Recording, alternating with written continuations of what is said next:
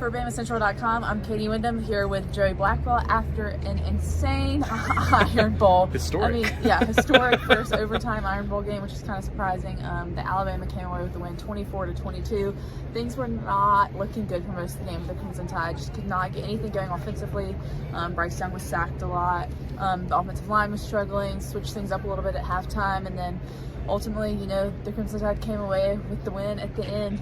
But Joey, just talk a little bit about how Alabama got to that point to even be able to get to overtime. Well, the key to this game and keeping Alabama in it at all was the defense. Alabama was stifling on defense, and over the course of the entire game, they held Auburn to only 159 yards in total, 22 yards on the ground. Had it not been for the defense, the offense wouldn't have been able to make that comeback in the end, because the offense was abysmal in the first half. But fortunately, in the second half, they were to come back, score those last, literally in the final minute, score that last-minute touchdown to tie the game, send it to overtime. But a lot of praise needs to be talked about this Alabama defense and really what they performed over the past several weeks now for Alabama, aside from Arkansas.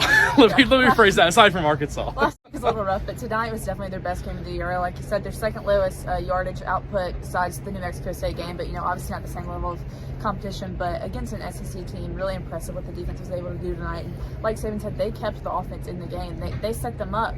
At the end of the game, things weren't looking good. Auburn had the ball with about 2 minutes left, and the defense in Alabama territory, the defense was able to get a stop to set up that 97-yard drive. And obviously it was capped with the Ja'Cory Brooks touchdown, the first of his career for the young freshman wide receiver who was in the game because Jamison Williams got ejected for targeting. But really a key play on that drive, besides the earlier passes to Brooks and Mechie on third down, was the fourth down conversion to Jaleel Billingsley, which I think is kind of going to get lost in the shuffle of the craziness of the last bit of that game. But not the best game overall for Bryce Young, but as Saban pointed out in the post game, it was not, a lot of that was not his fault. He just did not have time to throw, especially in the first half.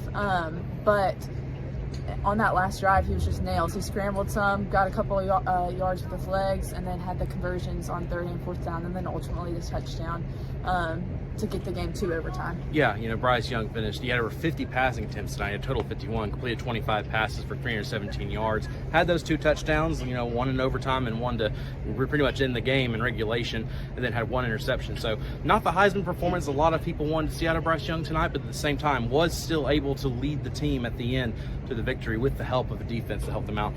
On the ground for Alabama, Brian Robinson Jr. led the Crimson Tide with 15 carries for 64 yards. Receiving, heading into the third quarter, I turned over to Edwin Stanton, one of our co-writers, and said, hey, who's Bryce throwing it to this game? Because heading into the third quarter, only John Mechie and Jamison Williams had made receptions on the night for Alabama.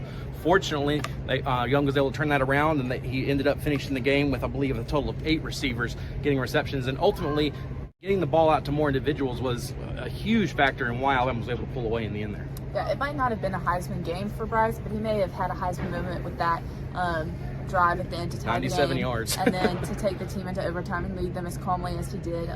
If you weren't familiar with the new overtime rules in college football, now you are. So the first 2, they start at the 25-yard line like old times, but then once it gets into third overtime, teams have to go for just 2-point conversion every time for the 3-yard line.